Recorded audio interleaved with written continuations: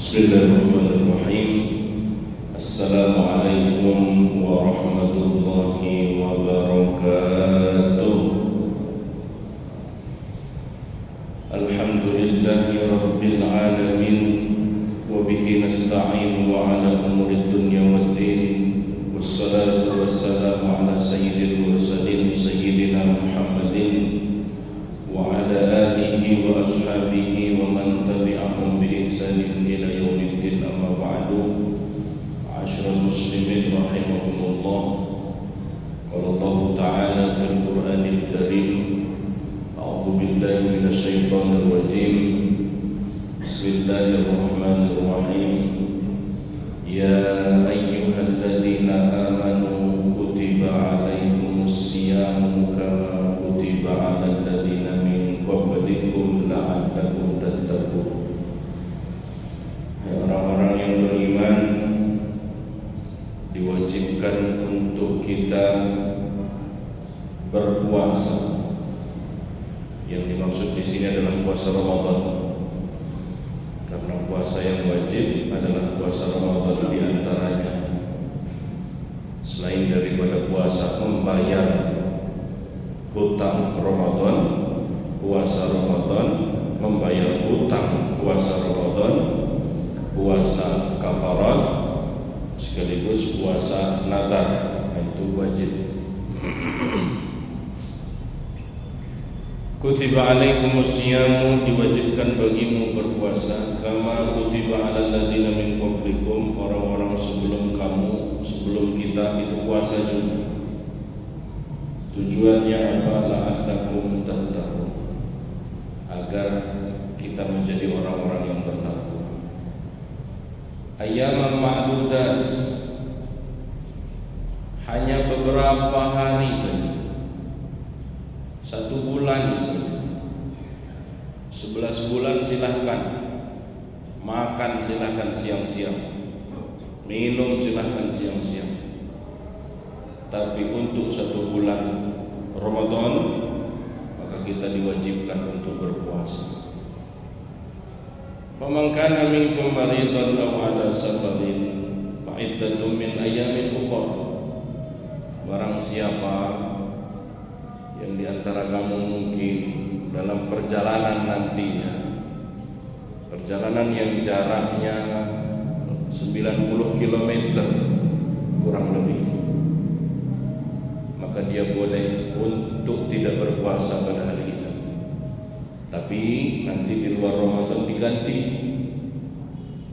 Begitu juga dengan yang sakit, cuman sakitnya sekiranya pilek-pilek dikit puasa, batuk-batuk dikit puasa. Tapi sakitnya betul-betul kondisi tubuh melemah, boleh meninggalkan puasa. Wa 'alal ladzina yutiqunahu, dalam riwayat lain yutawwiqunahu, barang siapa yang sudah tidak sanggup lagi, fafidyatun ta'amu miskin, hendaklah dia membayar fidyah. Dari ayat itu maka ada salah seorang alim yang dikenal dengan nama Abi Suja menuliskan ada 4 syarat puasa, 4 syarat wajib puasa.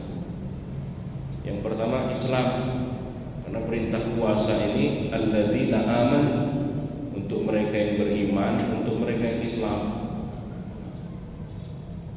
Jadi besok-besok kalau kita nengok ada orang tidak puasa, ya mungkin tidak Islam,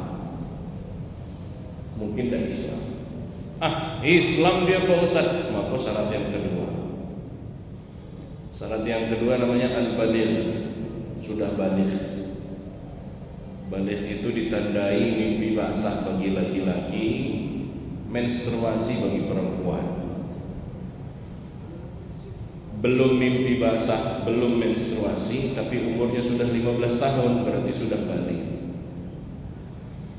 Jangan nanti bapak-bapak umur 40 datang, Ustaz, aku belum pernah mimpi basah. Umur Pak 40, sudah balik gitu. Udah 40 misalnya. Yang ketiga al-aqlu, orangnya berakal. Karena nanti berdasarkan satu hadis Nabi bersabda rufi'al qalam an salasah, pena diangkat. Pena diangkat itu artinya tidak dibebankan syariat, tidak diwajibkan.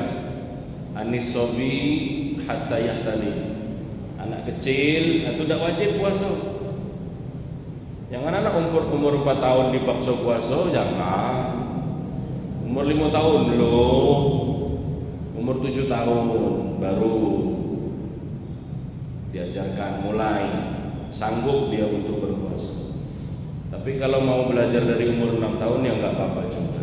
Umur 4 tahun jangan, masih terlalu kecil.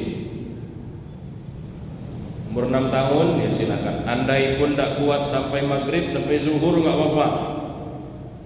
Anak umur 6 tahun mau belajar puasa sampai zuhur, nanti azan zuhur minum, makan, nggak apa-apa.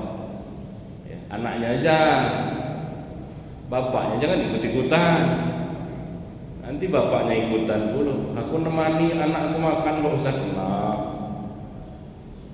As-sobi hatta yahtalib, orang yang gila sampai dia sadar. Selama dia belum sadar maka dia tidak dibebankan syariat. Dia tidak wajib puasa, tidak wajib sholat, tidak wajib.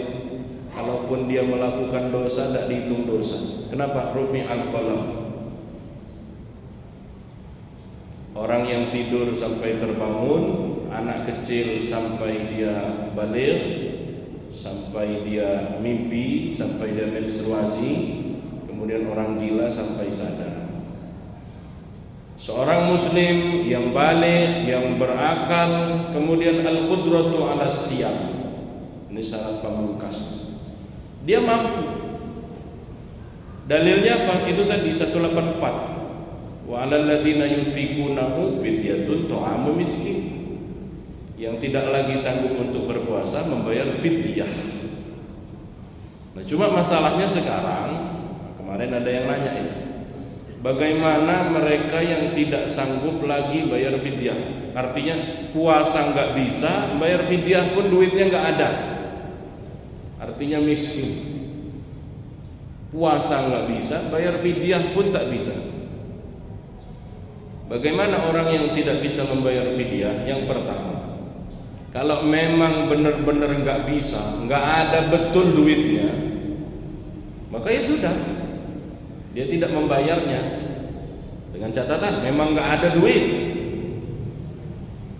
Cuman masalahnya sekarang ngakunya nggak ada duit, tapi rokok sebulan lancar,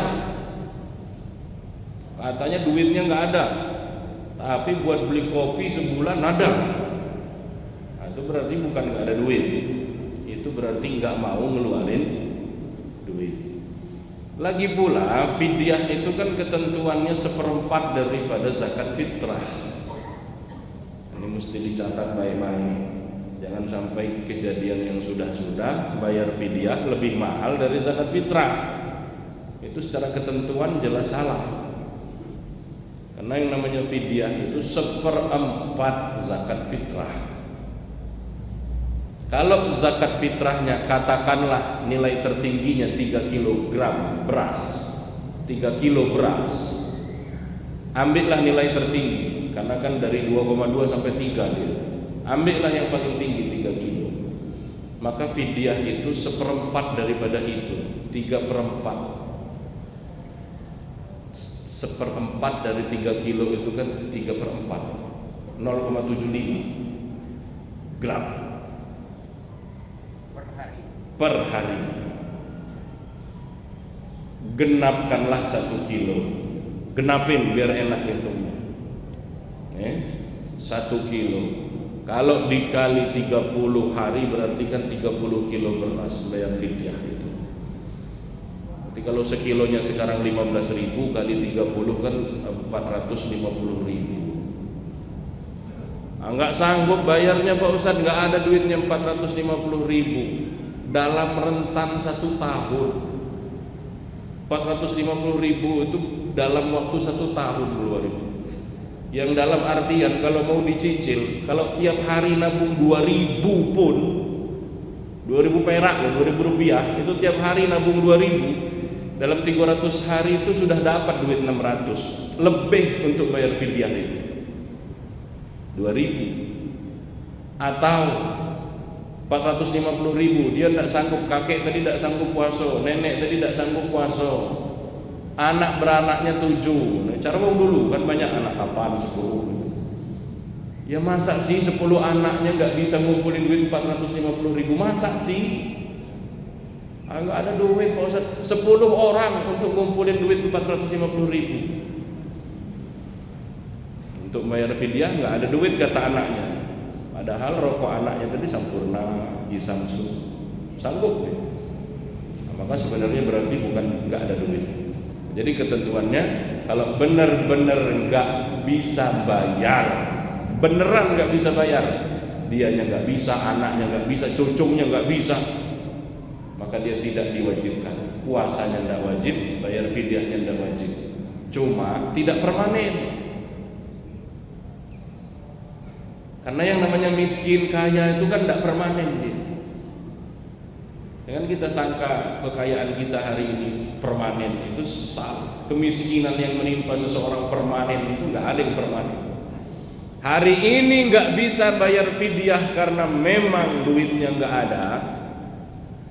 Sebulan, 2 bulan ke depan tiba-tiba Masya Allah tanah yang dia punya satu-satunya itu tiba-tiba apa kena jalan tol, apa kena pembangunan apa segala macam, yang kemudian merubah nasib dia yang tadinya terpuruk menjadi orang yang punya duit. Nah, bayar. Nah, kan tidak boleh tidak membayar fidyah itu dalam posisi betul-betul nggak ada duit. Tapi ketika sebulan, 2 bulan, 3 bulan kemudian berubah nasibnya, ya, bayar ya. Dan maka kita semoga berdoa kepada Allah agar Allah lancarkan semua rezeki kita, amin ya rabbal alamin. Subhanallahumma bihamdika asyhadu an la ilaha illa anta astaghfiruka wa atubu ilaik. Wassalamualaikum warahmatullahi wabarakatuh.